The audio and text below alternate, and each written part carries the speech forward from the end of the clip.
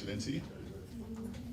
And now, it gives me even greater pleasure to ask the newly minted Premier of the British Virgin Islands, the Honorable Natalio Whitley, to come and make a special presentation.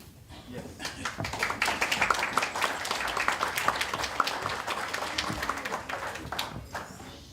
Thank you so much, Brother McTavius, Your Excellency the Governor, Deputy Premier, specially invited guests, all the well-wishers, and of course, the man of the hour, Captain Evelyn Hodge. What a privilege, what an honor, what a pleasure to be invited to this important occasion, and even better to be able to make a special presentation to you. A young person like myself, 100 years seems so far off. And, you know, 100 years ago is about 1923, I can't imagine it. What life was like back in those days, and many young persons such as myself really take for granted what it is we have here in the BVI today. And I know many young persons just would not have been able to exist in those type of times. I mean, how many gales and hurricanes you would have had to live through. You know, you had to live through times when we didn't have electricity, didn't have running water, didn't have all the modern conveniences that we have today. And as I said before, young persons don't realize that the brick and the mortar that built the BVI had to be built by our people. We had to do it, and of course the role that you played as a captain has been highlighted by Brother McTavius, which I, as a young person, I appreciate that, because persons just don't know what it took to be able to communicate with the outer world.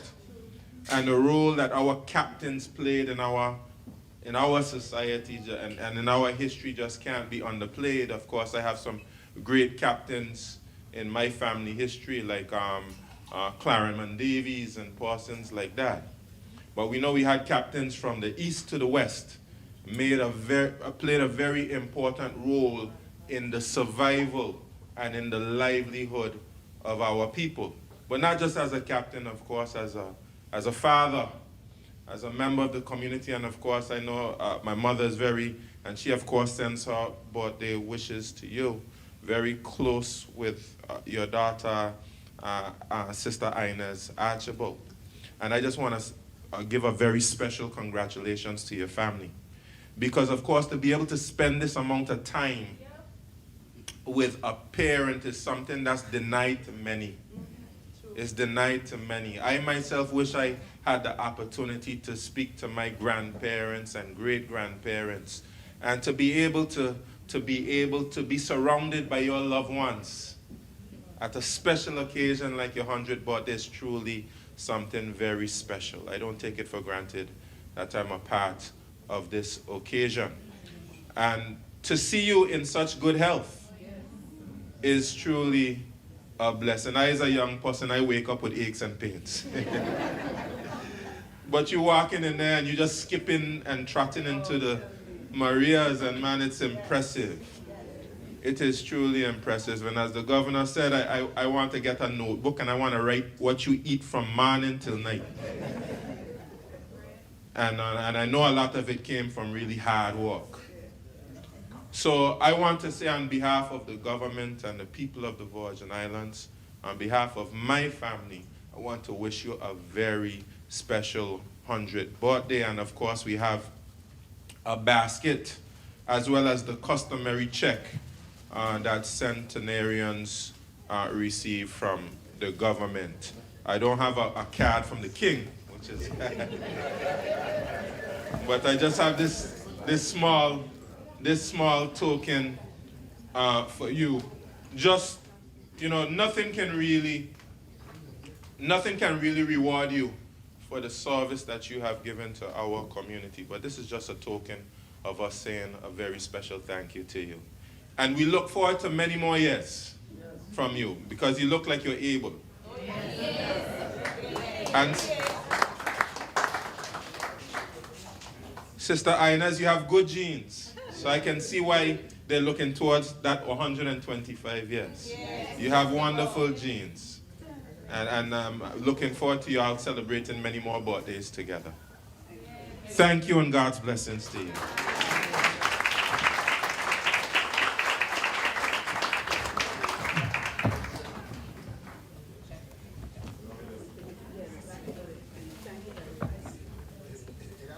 Thank you very much, Premier. Before I go on any further, I think I should introduce to you the people at the head table. As I call your name,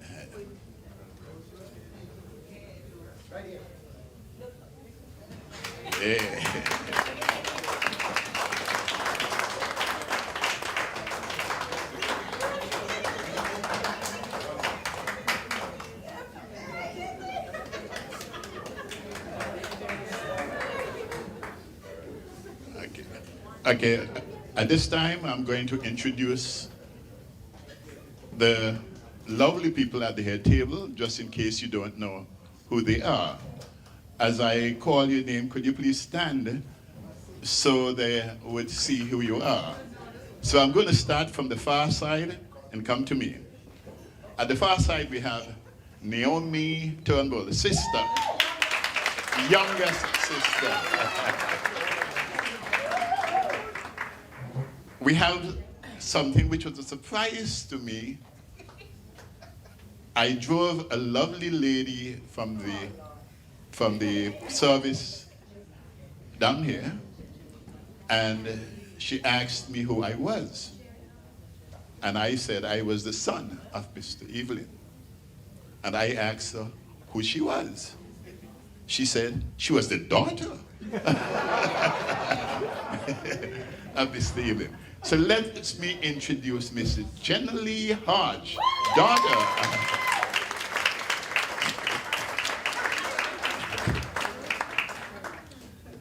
Big Red, Davin Sproul.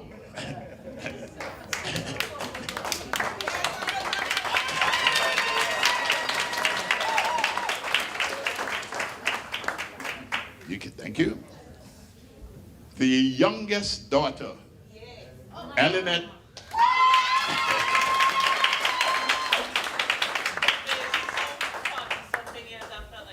Yes. 60-something after my older sister Annie. Yeah. Okay. I'm going to tell Mr. Evelyn he can sit. Everyone knows Mr. Evelyn, and he's the person of honor, so we don't want to.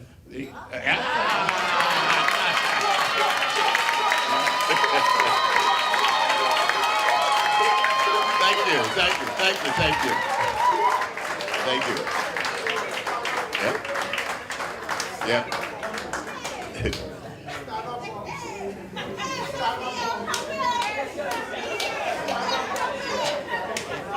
Vivian Inez Hodge Archibald.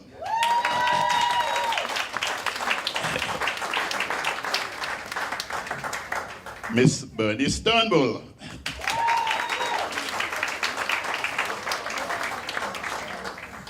Diana Hodge Harris.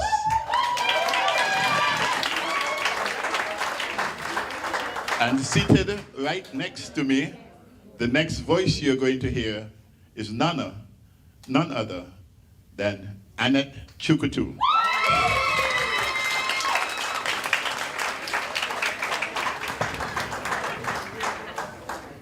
Good afternoon, everyone. We thank God for his many blessings that he bestowed upon Daddy Evelyn Hodge. I know Daddy Evelyn Hodge from a little child. When he met my mother, he met her with Yvonne, Davin, and myself. And he treated us as we were his own children. My children come calling him Grandpa, and we knew that Evelyn, if he had a sauce up, He was leaving half at my mother, and the other half was coming up the hill for my children. Today, I take pleasure and joy and wishing Daddy Evelyn a happy birthday and many, many more birthdays to come. I want to thank Elinette for her many blessings that she has bestowed on me. God bless Inez and God bless all of us for Christ's sake. Amen.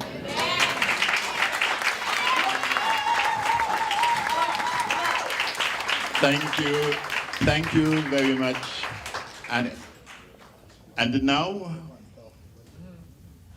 I'm going to ask Diana to do us the honor of blessing the meal that has been prepared for us and which we will soon be able to partake. Diana.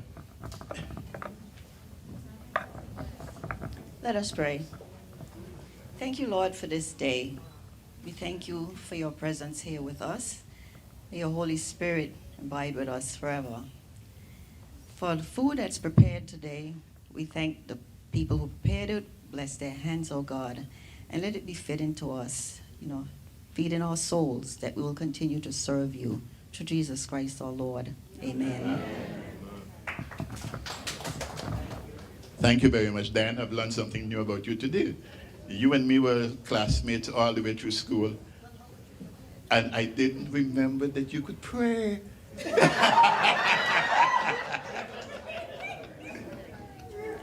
Of course, of course. Okay, so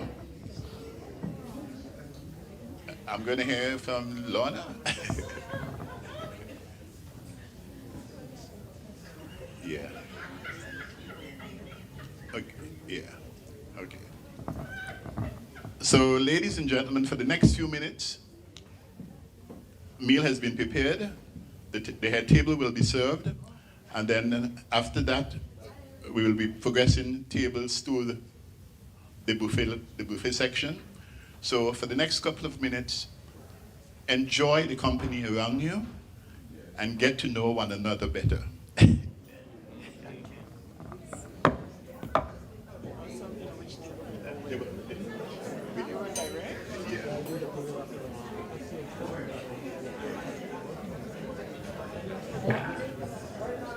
We'll brief you later on the latest developments of the economic substance and the public registers. Great.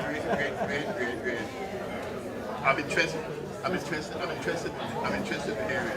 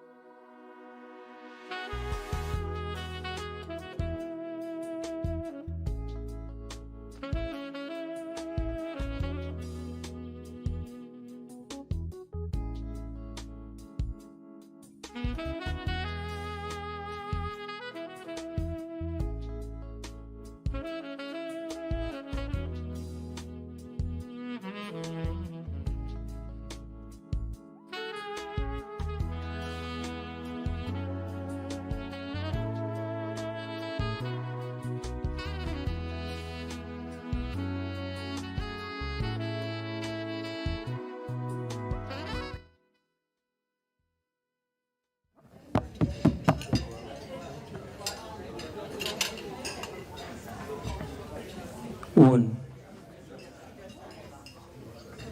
Thank you, sir. We're going to continue with the tributes in a minute. I have tried to divide Daddy's life into several different aspects, which you will hear or you probably read on the program for the lunch. When you're 100 years old, it's difficult to find people who know you and to speak about you. But we were fortunate in that we had Mrs. Eileen Parsons, who lives in Manchester, but she's really a Western woman. So she will oblige insofar as Frenchman's Quay and West End and Main Street Roadtown. Then Mrs. Penny Haycraft, who is the widow of Captain Peter Haycraft. What she knows about Daddy, she knows from her husband because Daddy and him sailed together. So we're very grateful that she's here and she will speak, she will give a tribute for a minute or so. We have asked that it not be too long because Daddy is quite capable of looking at his watch and telling me, well, now it's time to go. And I will not be able to hold them back. He will just get up and leave. So I have asked them to please be very brief with the tributes, and Robert is holding everything in shape, so thank you very much. Robert?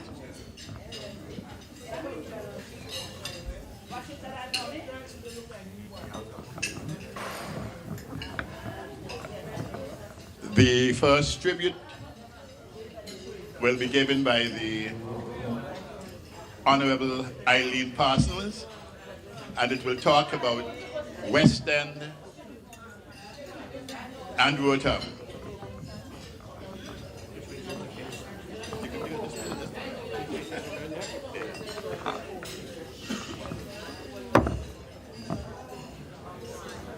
Can we hold it?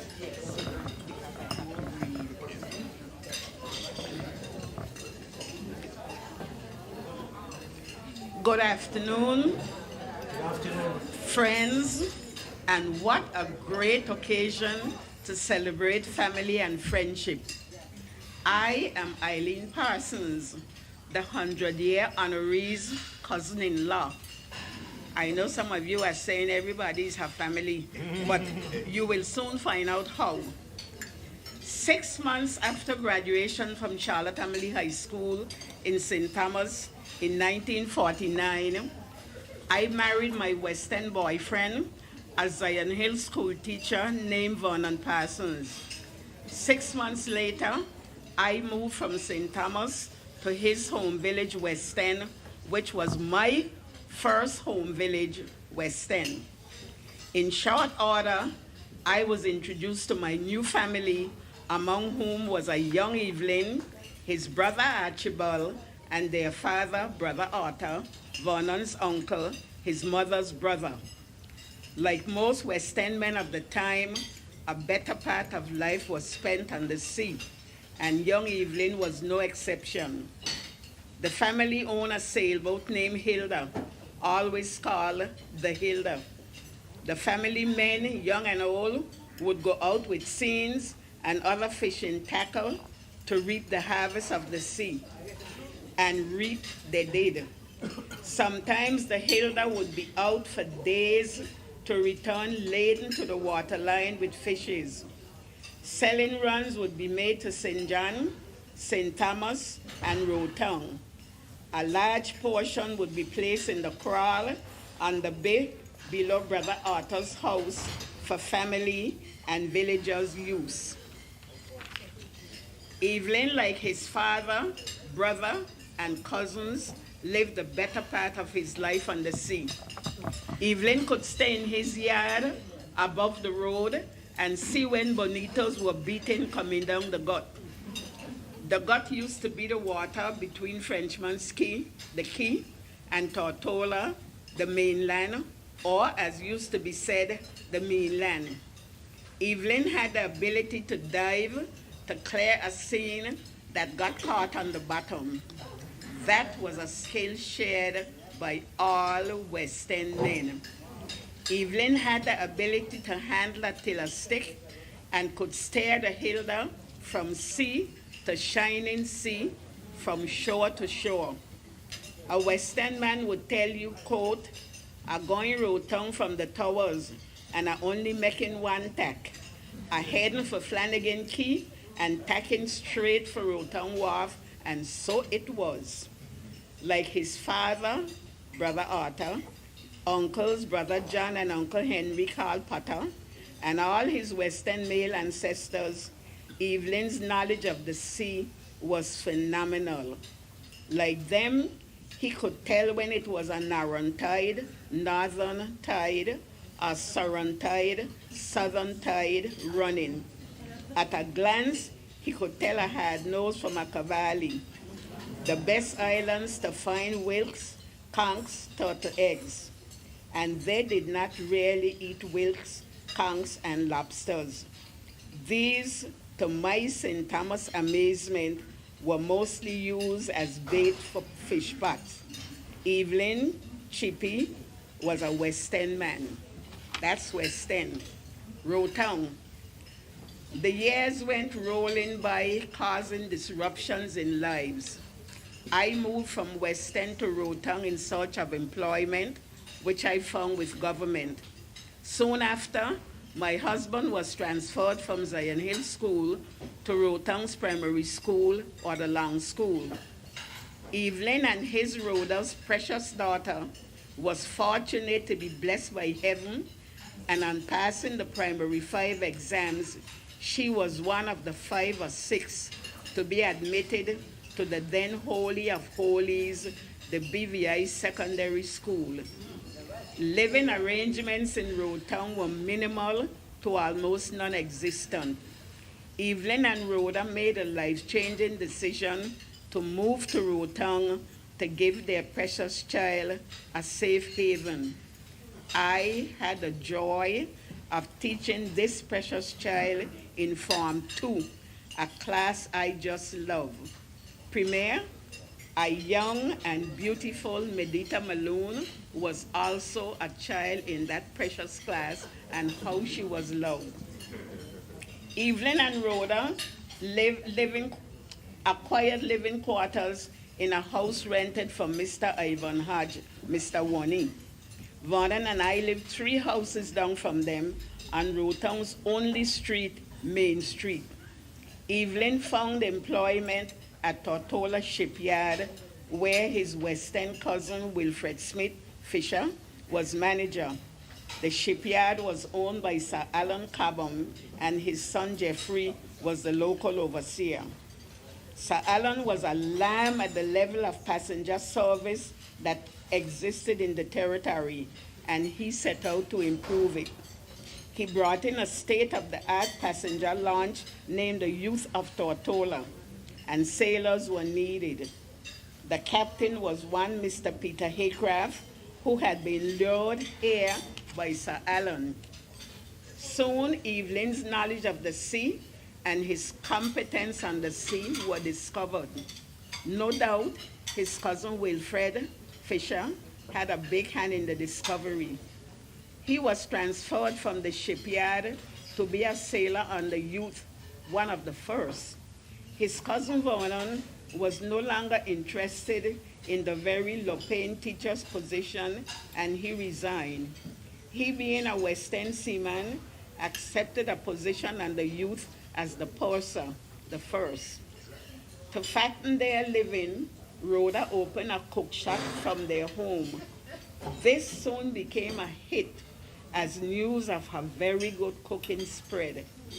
People came from far and near to eat of her fried fish and Johnny cakes. Let me tell you, no woman could make fried fish like a West End woman.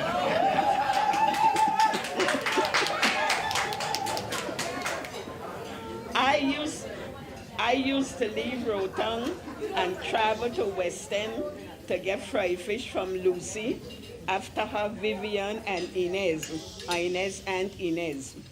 Among Rhoda's best customers was Reverend Watty, a Methodist minister who lived across the street in front of me and 3 doors down from Rhoda on the other side of the street.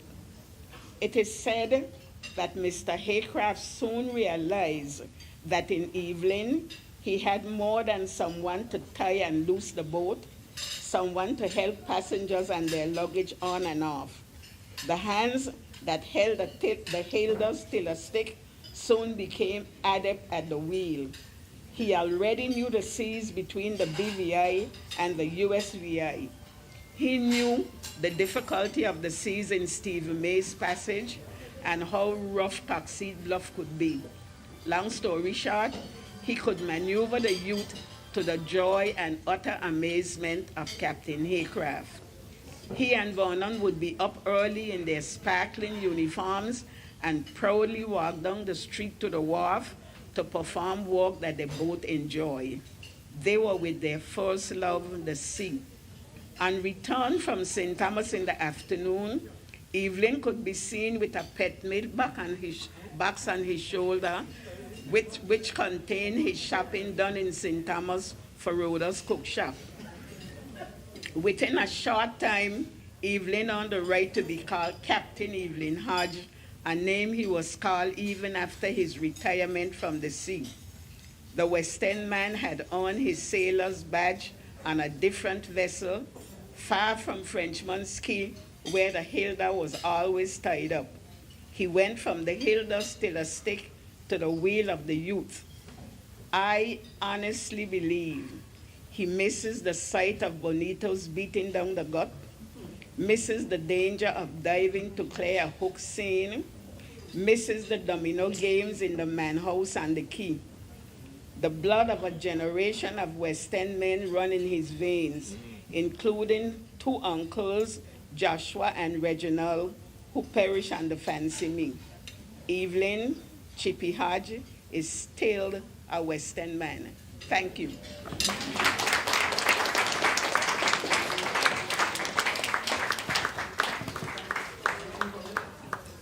Thank you very much, Ms. Parsons.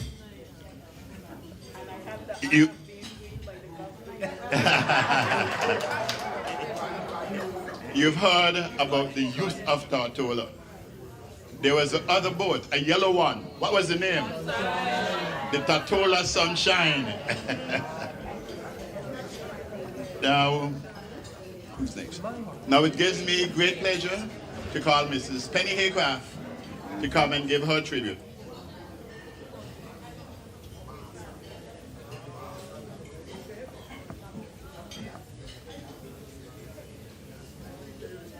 And while she is coming, there are a number of people from the East here. And the Eastern people like to tell us wise men came from the East. But remember where they came to? They came where the men were the best, in the West.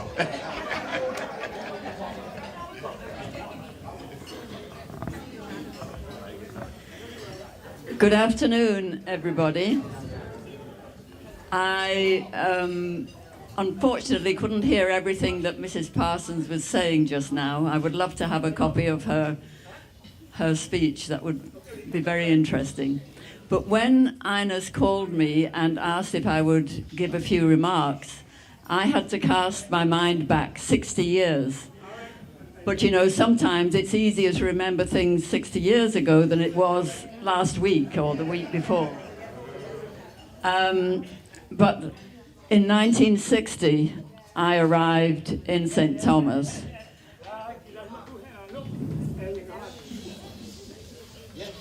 And my husband took me directly to the boat, the ferry boat, the Youth of Tortola, known by everybody as the Ute.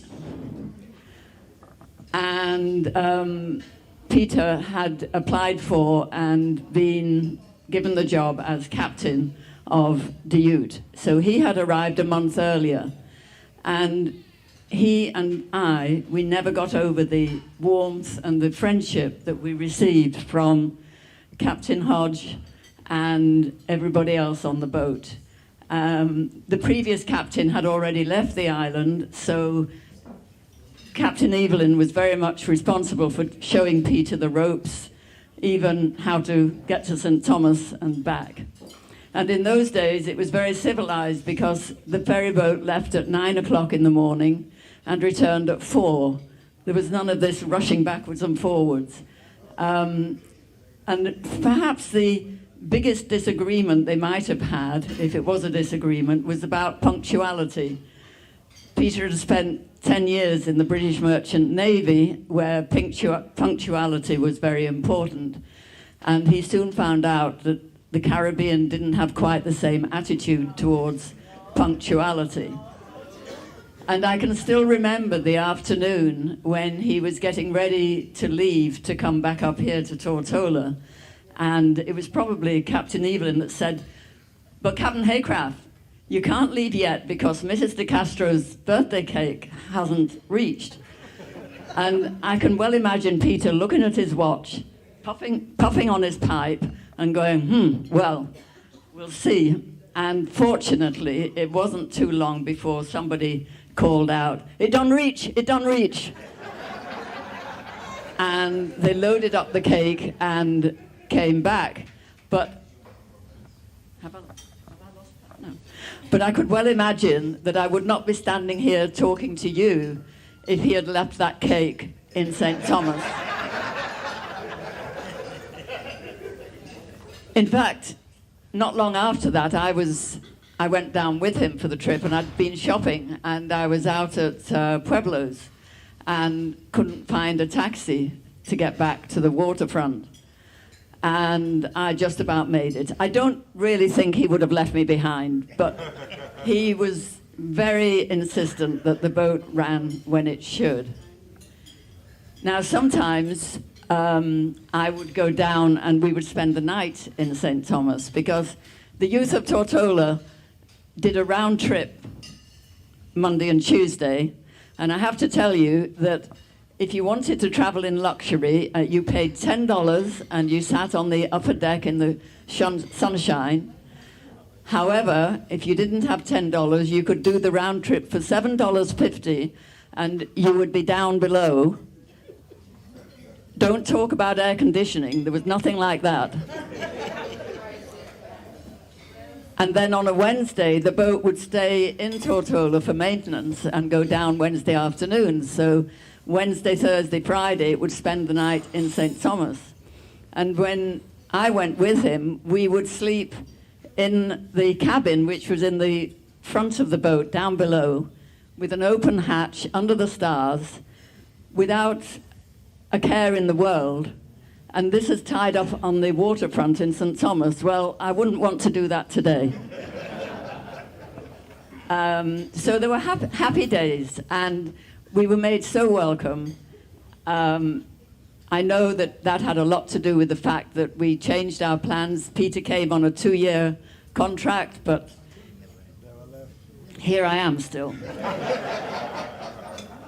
And it was all thanks to the reception that we received. I was very young. I was only 20 when I came out.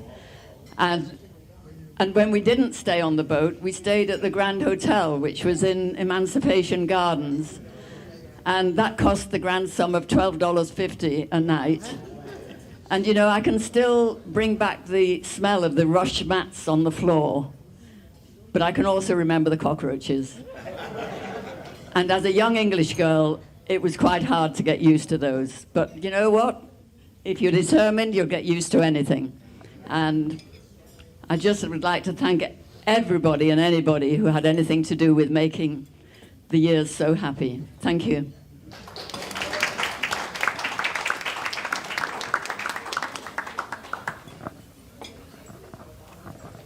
Now, the Haycrafts at that time lived in Lower Estate. And Penny, I wonder if you could remember driving over the road and falling into the gut.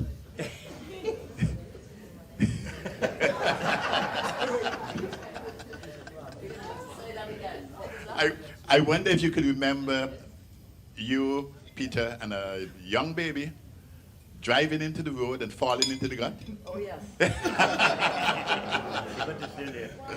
I do. You were there? I was there. I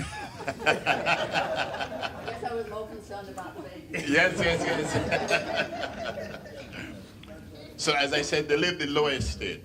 We're going to hear, I said that Captain Evelyn and Miss Rhoda moved to Lower Estate. We're going to hear from about their Lower Estate years. And I'm going to block my ears because it's my younger brother who they've asked to speak. Algie?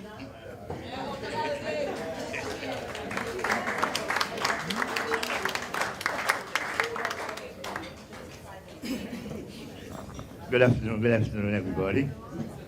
I didn't know it was so hard to write or say something about a good person. Now, you go to a funeral for a faggy one, and you hear all these good things. Right, he was this, he was that, and they paved his road straight to heaven. They paved his road to heaven. But when you hear it come now that Ines called me and say, Algie, I want you to say something about Papi. I like, hey, where do I start? So I say, Ines, that's Robert job. Robert and Leah, the spokesperson for the Mactivers. So she said, Algie, you ain't get now, Robert has his duty. So I try again to see where could I say, Ines, I engage, Now I have about 3-4 engagements for today, definitely. But I couldn't turn her down, right? But trust me, she had a plan. She came with a plan. So it was hard to find what do you say about a good person. Because I ready to say, Mr. Evelyn, you're such a good gentleman. You did all, you were my father and all. And I could say that's enough and walk out. But I know I never going to get mad at me. So I pulled out a piece of paper and I said, let me see what I could do. Because, to be honest with you, if you had tell me like, just jump up and say something, I could have done that. But a couple of days, no, you got to be a little. And my father always tell me like, if you want to see something, give a mic to a fool, he could speak all day. And if you get to a sensible person, he will come up one day and, okay, I could say this. So I practice that. Anyway, greetings, God bless you. Like I said, everybody know our family, Robert and Lee, the spokesperson, So Roger and Omi, you might get a little thing from them. But all of them, at some time in their life, went away. I decided, me ain't going nowhere as long as my mother alive. So all when Robert was getting his master's, his doctorate, everything, I say, that only equivalent to 2 months of my mother thing, And I mean it, because the lessons I learned from the mother, and then as I stepped down the road, Mr. Evelyn right on the other side. So I couldn't go wrong, even though I like doing a little wrong now and again, But Mr. Evelyn has taught me that things are nothing good and wrong. Nothing absolutely. And I appreciate that fully, okay? Now, I am glad to know that somebody in Lower State that we consider the father, the grandfather, not only of their house, of Lower State, still alive and strong. And to be honest with you, he moved along faster than me. And I yet to make 70, okay? So I give him kudos. Now I am not able to come down the road by his house too often, so I do it now and again. But I come out on my porch and I look down, and I look straight to make sure his door's open, so I know he's all right. And then sometimes I see him going up, maybe up by Sphinx. And by the time I look, if I turn my back, he out of sight, so he don't reach my Sphinx. And I say, this man, to keep an eye on him, you gotta go in a clear way. You have no obstacles, none absolutely. But he has been, like I said, a father to me. He's been a lawyer to me. He's been my greatest advisor. I could run to him anytime I said, Mr. Evelyn, this is bothering me. And he would advise me. One day I even told him, I said, Mr. Evelyn, I'm in so much trouble right now, I'm going to do something wrong, and it's going to be big. And Mr. Evelyn said, no, trust in God. And I remember that heavy, it hit my mind, but I say, I got to thank God for him because he actually stopped me from going into trouble. Now, his grandchildren used to be wrong me, and we all get along, that young age thing, even though I above it. But today, I am in a position to represent Mr. Evelyn. When I say represent, I mean stand for him, right? Because he is nearly perfection. That's how close he is to crazy. When you have a crazy like intricacies, Mr. Evelyn have all. Okay? And because of that, I have something that I want Ellie, Inez, Diana, but we're done gone. So I want her to come out here that I want to tell her something on Mr. Evelyn. No, you know, but he gonna feel better without hearing from somebody else, you know?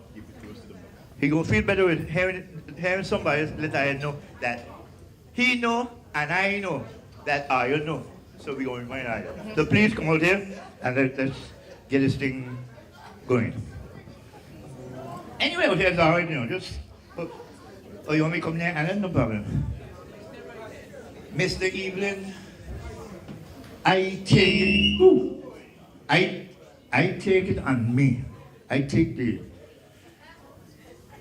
power out, you know, to say to your kids and the grandkids, can all you stand up? Just stand up that way, you know?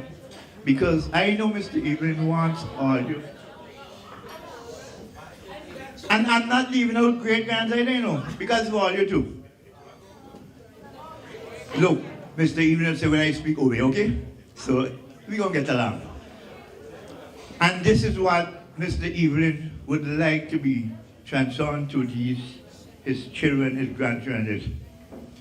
Trust in the Lord with all of thine heart, and lean not to thy own understanding, but in all thy ways acknowledge him, and he shall direct thy path.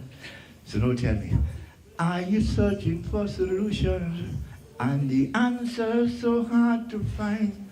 Are the pressures in life getting you down and you need a peace of mind? Why don't you cast your cares on Jesus, cause you know he cares for you?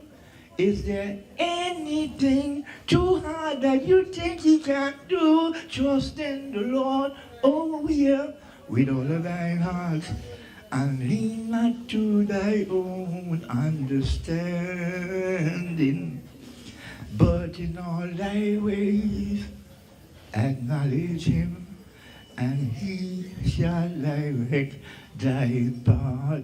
And this part now is where he gave me the power to say that, because this is him speaking to all you. I've had my shares of troubles. I've had some ups and downs. I've been through trials and tribulation, and God knows I had some wrongs. But in every situation, my God always pulls me through.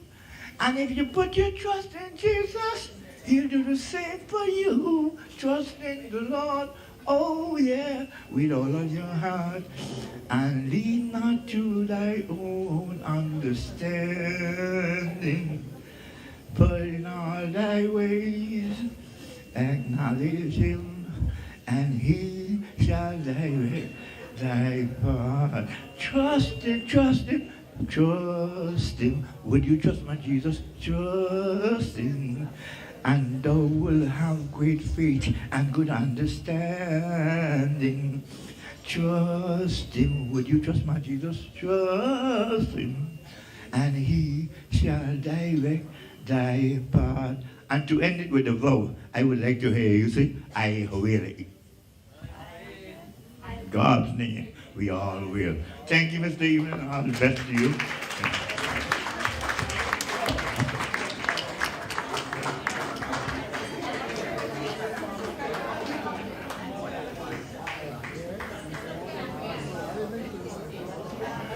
The mighty Mako is back.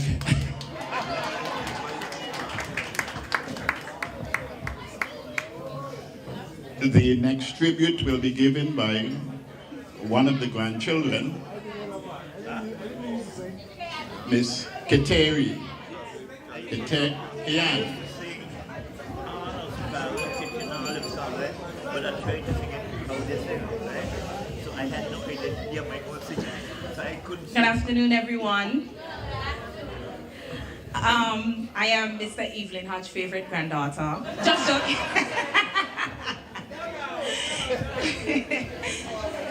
just to say a little bit about my grandfather for the past 30-something years that I have known him. I've sat there and I've heard that he was a captain. I've heard how much he was a father, how much he was a friend. But I'm going to tell you a raw deal about my grandfather growing up. There was nobody like Pappy. None. When the bell ring 3:15, make sure you're outside by 3:15. When the car load up, make sure you're in the car. Because he waiting. 12 o'clock, to go by Aunt Dorothy, make sure you're in the car. He waiting. And if he have to wait a minute over, the brown belt will tell the tale. When you got to the house to eat, you get inside and you sit down, no chattering. The first, eat. The second, make sure all the children them sitting down eating. Nobody have a conversation. Nobody got no phone. Nobody got nothing. When you done eat, you wash your hands. Make sure your mouth washed and make sure you're on the porch sitting down waiting for when Evelyn Hodge ready to leave. Pappy was a man, not of many words, but his face told it all. When Pappy tell you not to do something, you dare not do it. When Pappy say go left, you better go left and don't think. If there is danger and he said there is danger, don't ask him what kind. My grandfather was not a man of many words, but his face told it all. There's nobody that I know could have made a better Kool-Aid than my grandfather. None. Every man Jack had a cup at Pappy house. You dares not bring nobody else cup to Pappy, because that person would have get you serving. You know your cup, bring your cup. So if I brought my sister cup, my sister would have get her serving plus another serving. Pappy was not a man of many words. Pappy taught me, eat what you have. If the bread had, eat the hard bread and drink the juice and make it soft in your mouth. That was my grandfather. He was not a man of many words. You will know Pappy love you by how Pappy treated you, and he treated all of us very fairly. None of us was better than the next. I still am the favorite. Thank you, Auntie Bonnie's. Pappy, I am here today to tell you I am honored. You are my hero. And when I say you are my hero, you are my hero. I told Pappy one day, I want to marry a man like you. He told me they don't make them like him anymore.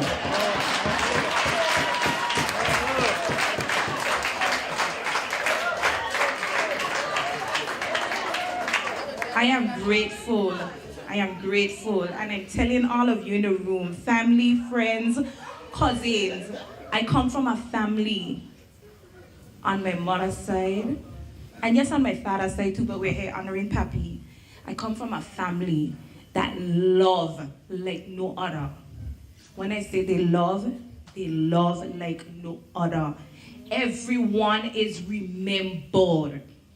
Pappy is a kind of person, he don't care who you for. If you need it and he have it, he's going to give it to you. And when you walk away, he will ask you, but who she is? Who he is?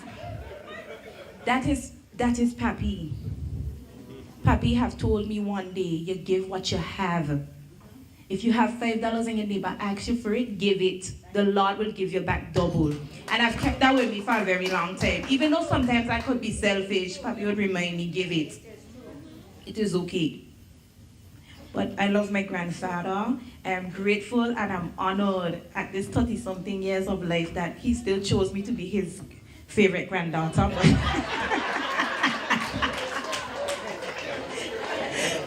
But it is an honor. It's an honor, y'all, and it's a privilege. I still remember the licks from the brown belt, yes. But it's still an honor, it's a privilege. I remember the bun and cheese, yes. I remember the Kool-Aid. I remember one time I was eating something And I said to Papi, I said, Papi, you want peace? This is the first time I ever heard that. Only fall what Unga teeth don't want.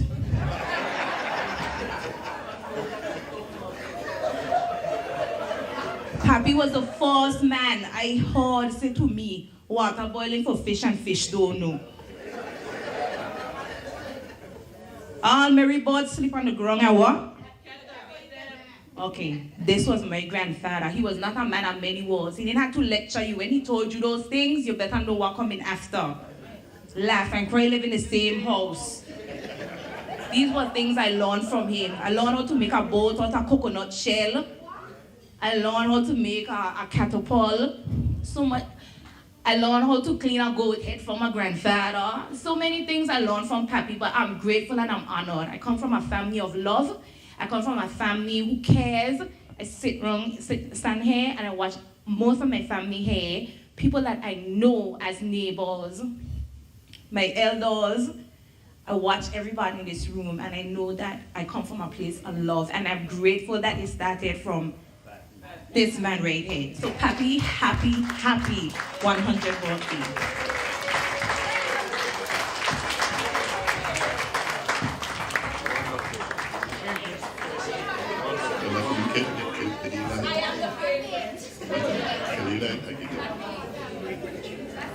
Now we're going to hear from the great-grandchildren, and we're going to have a poem from Kalila Stoddard Smith, or Kalila Smith Stoddard.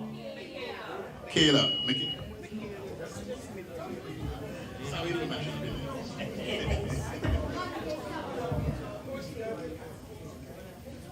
Good afternoon.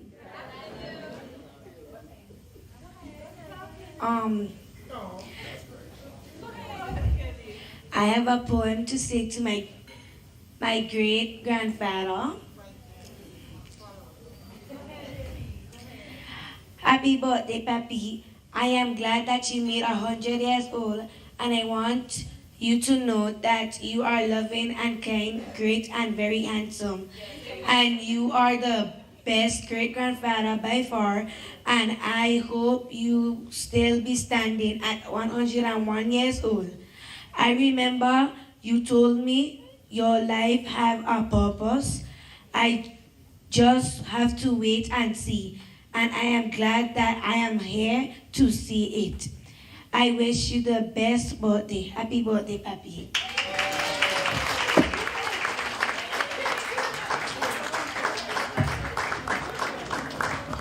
Happy birthday, it's Papi's birthday. Happy birthday to you. Now we're going to have the birthday song by another one of the great-granddaughters, Olivia Inez. Olivia Inez.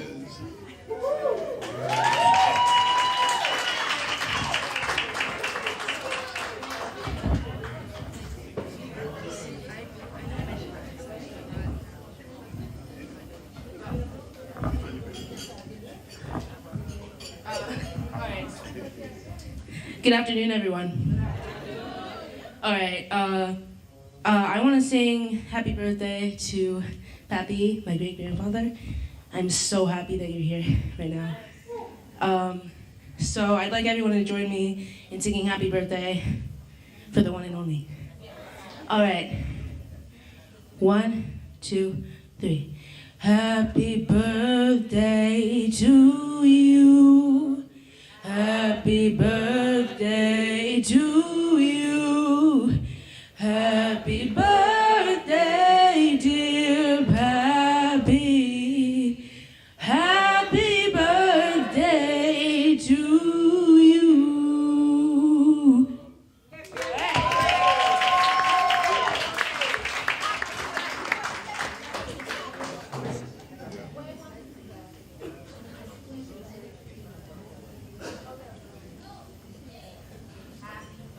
Antonomi told me of a special request that somebody wanted to say something. And exceptionally, I'm going to grant this privilege.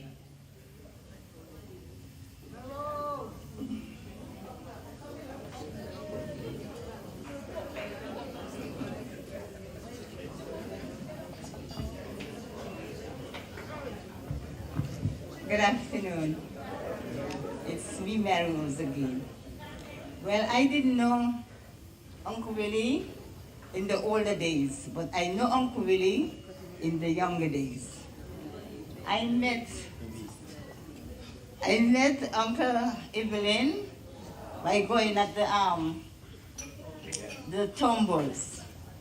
And I had a friend used to talk to me about someone who cooked some good fish in the red sauce and would bring it for her every Sunday. She never mentioned who it was. But one Sunday, I was walking up the road and I saw Uncle Willie, Uncle Evelyn, going up to the person's house. And I watched him, and he went in with the container with the food. I waited for him, and I said, "You went to take some food for your friend?" He said, "Yes, she liked my food, you know. But I want her to know I ain't getting married again." So, Uncle Evelyn and I get, because I have another good person in mind. I don't know if you all remember Uncle Willie from East End, William Smith. He reminded me of that man. I used to go up to his house and visit him. And thoughts of Uncle Willie is coming to me today, very much. So, Uncle Evelyn, I just want to say this is your sweet girl, Mary Rose, who always give you that hug and the kiss, and who come over to help you pick your mangoes. And I want to show much love to you by giving you that kiss. You give me first. Uncle Willie is so special. Uncle Evelyn is so special to me. Last week I went to pick some mangoes for him. And he said, "Me want a mango, you know, everybody come picking off the mango then, so you must take these." But what he don't know that I have a mango tree up there. There's some sweet, sweet mangoes. I don't really need mangoes. So I gave him the mangoes. I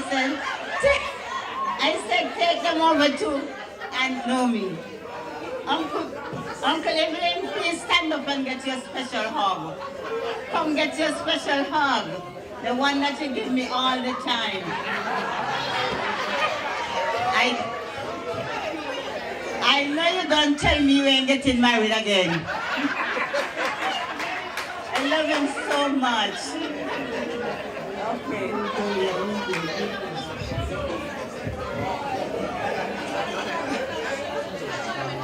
Good afternoon. It seems as if though we might be attending a wedding sometime soon. So apparently it's being born today. My name is Bernice.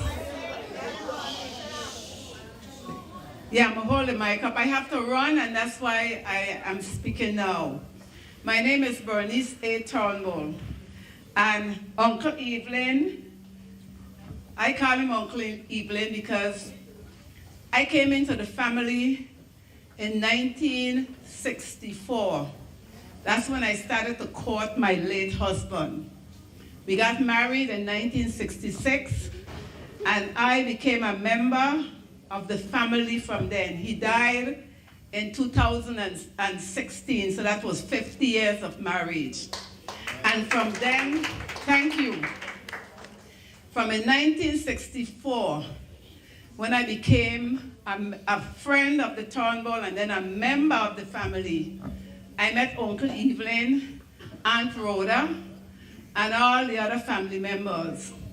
And from then until now, we have remained the same love and friendship. I'm still a Turnbull. I don't think I'm going to turn the name in because as Uncle Evelyn said, all the good men, like my husband and him, has died.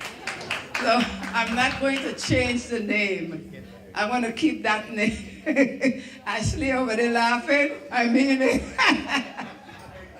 Yes, so I want to say to Uncle Evelyn, from the time I met him, he was the same. The lady said she used to get mangoes. Miss Rhoda, know whenever we were coming to Tatola, she would save ours. So I was ahead of you. He has remained the same. it was ours, Uncle Evelyn. I'm saying today especially happy birthday on behalf of my daughter and her husband. They live in New York. And they were here before COVID. They always come every year, but they haven't come since COVID. And he is so impressed with Uncle Evelyn, because when they go to the house to visit him, before the storm, Uncle Evelyn would run up and down the steps like a young boy. My son-in-law used to say to him, he don't know if he could keep up with him, because he said this man seems younger than even him. And so they remembered him for that. They want to say to you, Uncle Evelyn, God bless you, and God keep you. They're hoping to come in July, so they will come and look for you. And I thank God for you. It has always been love in the family. Just like you see, Uncle Evelyn was a loving man. I had a very loving husband, but God had other plans. He took him home. So he was always a kind of person, happy, quiet, loving, as Brother McTavish said before, he was a courier. If you know anything about him, when he sailed the boat, the Sunshine of the Youth, I know if I go down to the boat, Uncle Evelyn had so many messages from people. I used to say, well, how are you going to remember all these things and who had to get them? But he did, and we thank God for that. People may not understand it because it's a different time now, but at that time, he served a great, great purpose. And God bless you for that, Uncle Evelyn. God bless you. And I will say to you, as David said in Psalm 34, once I was young and now I'm old, I have never seen the righteous forsaken, nor the seed begging bread. So his children, I'm telling you, God, his blessings will follow you. God bless each and every one of you. Thank you for coming, and good to see everybody who I hadn't seen for a long time. Roger, my good friend, Robert, not Roger, Robert. Robert and I met many, many years ago when I was working in the church, and himself and the late deputy governor was the circuit stewards. I used to come over and walk along. And some of you I met quite a long time, a lot of years. Love everybody. God bless each and every one of you. And let us continue doing what we could to help each other. God bless.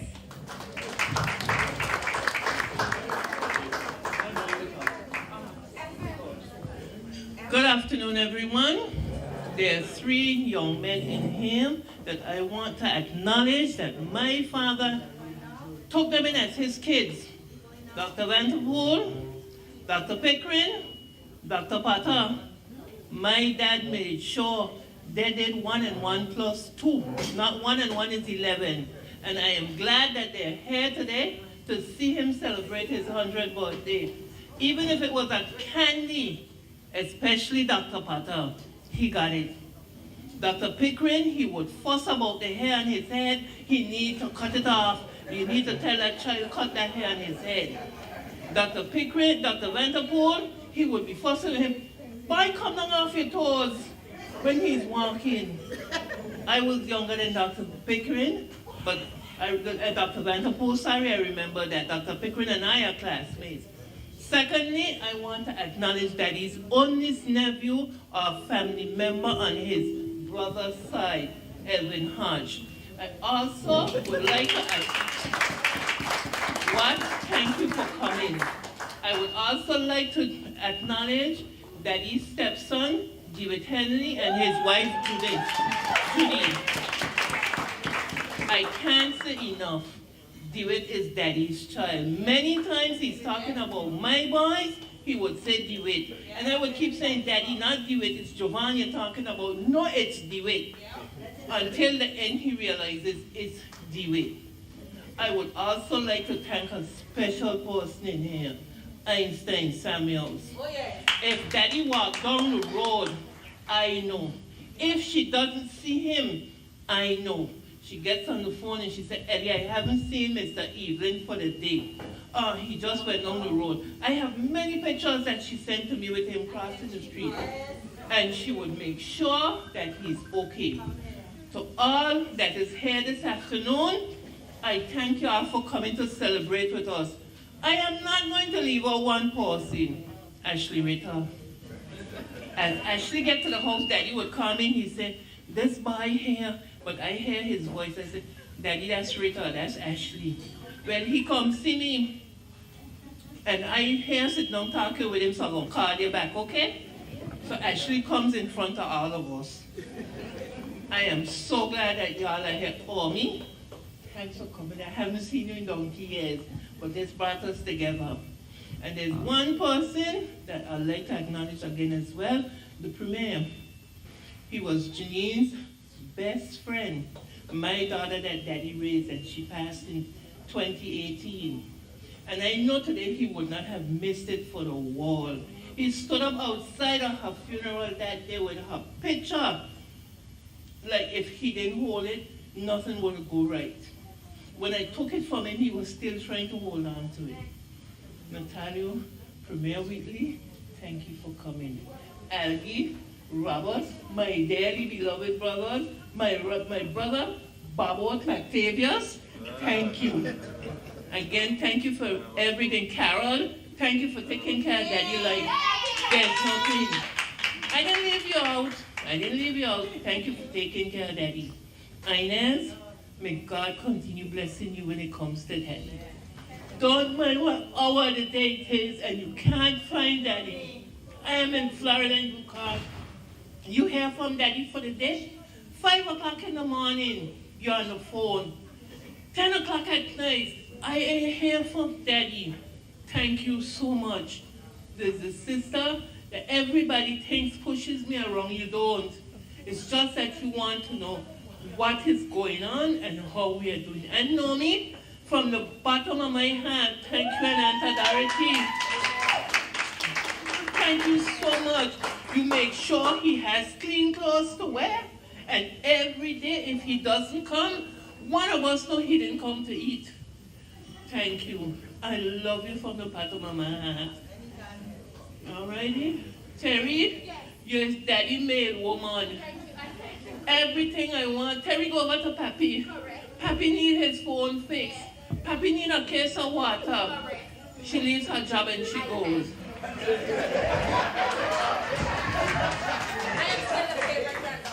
Okay, I got about 55 favorite great-granddaughters. Pick, and you're in number 1. Pick your position. I think the red one over there, a little closer than you right now. I ain't gonna call any names. I ain't gonna call no name. And the one who does bake the bread, she does make a good bread. That's all I does get. And she bring 2. But I don't eat them. Thank you all very much for coming, and it was a pleasure having you all here. But there's one person that I look down in the crowd and I forget. Daddy's cousin Wendell passing. They grew up together, they did everything together. And I am glad that Vordel was able to bring her dad here today to celebrate with Daddy. Uncle Wendell, thank you so much. It's a pleasure to call you Uncle Wendell and have you as my uncle. Thanks. And now the cutting of the cake. You.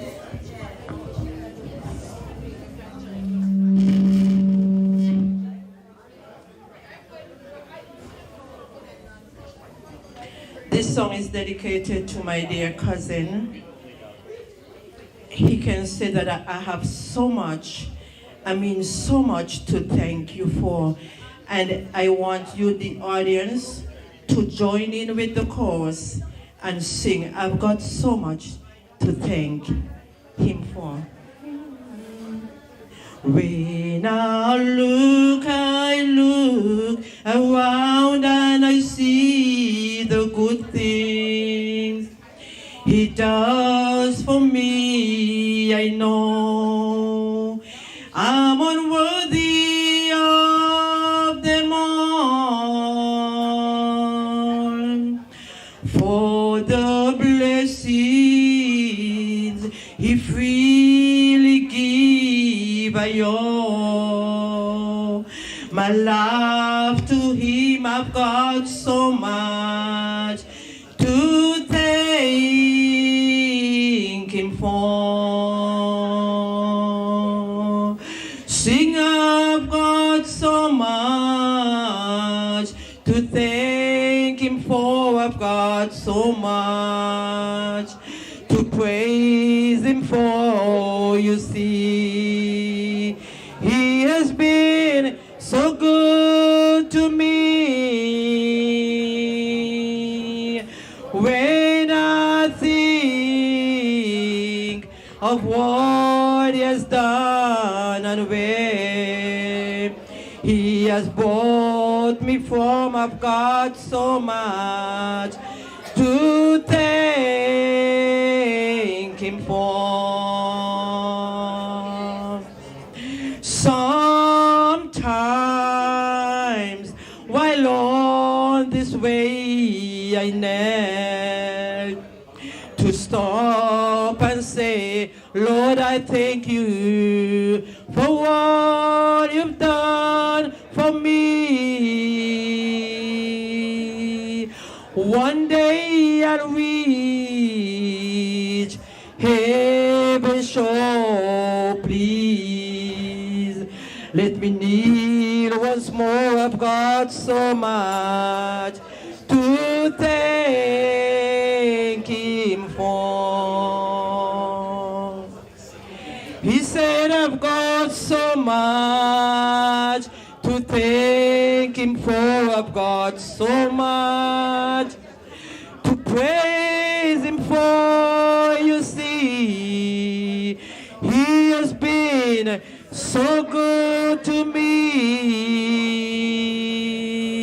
And when I think of what he has done and where he has brought me from, I've got so much to thank him for.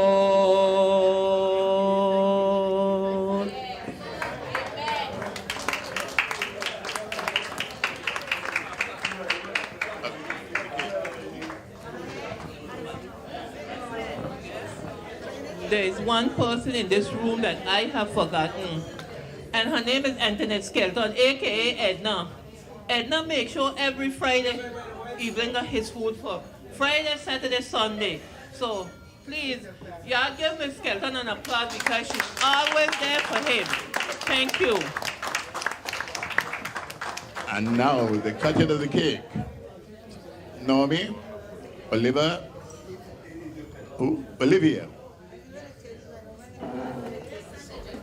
The cutting of the cake.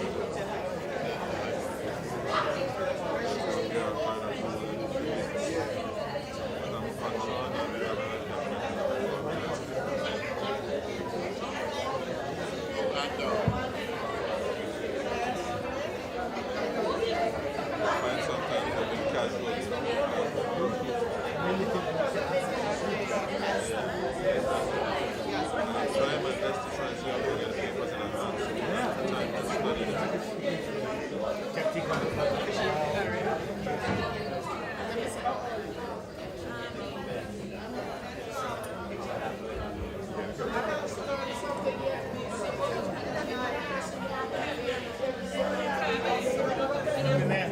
They gonna pick up another bit.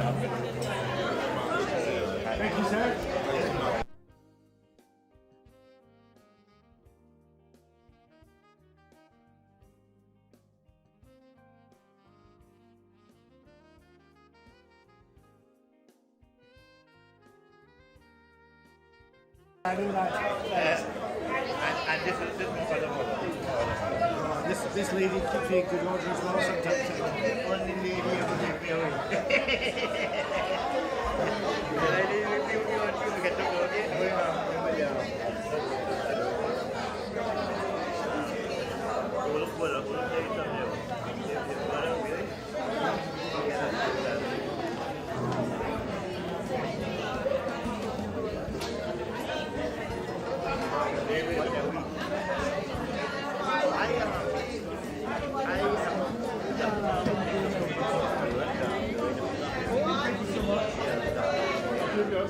You get to go